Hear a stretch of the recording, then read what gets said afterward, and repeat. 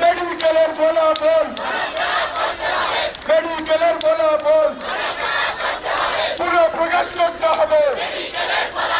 মেডিকেলের ফলাফল দালালিরা রাজপথ, দালালিরা রাজপথ, আপোষটা সংগ্রাম, আপোষটা সংগ্রাম, কোটা নেবে এটা, কোটা নেবে এটা,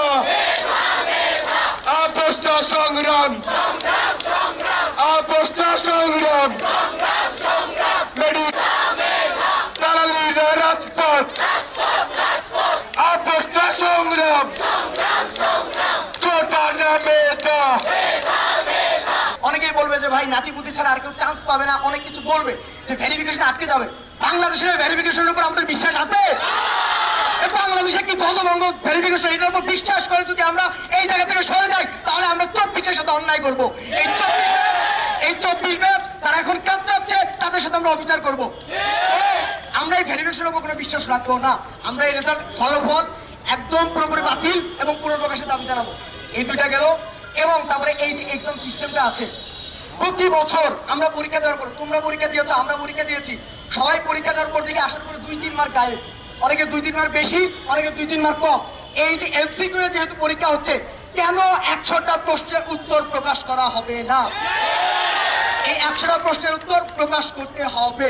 শুনি প্রশ্ন কপি আসা মানে কি? যে ভাই আমি নিজে ইঞ্জিনিয়ারিং প্রিপারেশন নিয়েছি, আমি গিয়ে দেখলাম সবকিছু কমন। তো যে এত দিন রাত কষ্ট করে মেডিকেলের জন্য প্রিপারেশন নিয়েছে, তার সাথে এটা অবিচার। তো এই যে আমি আবার বলে দিই, কারণ দ্বিমত আছে কিনা আমাদের একটু জানা দরকার। ব্রিফ করা উচিত একটু, please, I request 2 minutes. So এই কয়েকটা হলো আমাদের দাবি। কারো কিছু অ্যাড করার আছে? স্বাস্থ্যকর অল টাইম হানিকম, সব সময় অল টাইম হেলদি লাইফ। এইটুক নিয়ে এখন আমাদের আরো অনেক জাস্টিসের কথা আছে, যেমন ডক্টর সাদি নিয়ে অনেক কথাবার্তা বলার আছে, এই ভুল চিকিৎসা, বাট এটা এখন না। এখন এই সিচুয়েশনে কারো কি কিছু অ্যাড করার বা কোনো কিছু বাতিল করার ইচ্ছা আছে? চিকিৎসক হিসেবে, একজন বাংলাদেশী হিসেবে, তাদের সহযোদ্ধা হিসেবে আমাদের দায়িত্ব, তাদের যে যৌক্তিক দাবি তা নিয়ে আমাদের সামনে দাঁড়ানো। আমরা সামনে আগাচ্ছি, আমরা জানি আমাদের দাবি যৌক্তিক। আমরা গতকাল থেকে অনেক কথা শুনছি যে ভেরিফিকেশন করা হবে, শুনছি যারা নাতিপুতি কয়েকটা যৌক্তিক দাবি নিয়ে উপস্থিত হয়েছি মেডিকেল কলেজ, চিকিৎসক এবং সারা বাংলার শিক্ষার্থীদের পক্ষ থেকে। এক, এই মেডিকেল ভর্তি পরীক্ষার ফলাফল যেটা গতকাল প্রকাশিত হয়েছে, এটা আজকের মধ্যে বাতিল করে পুনর্প্রকাশ করতে হবে।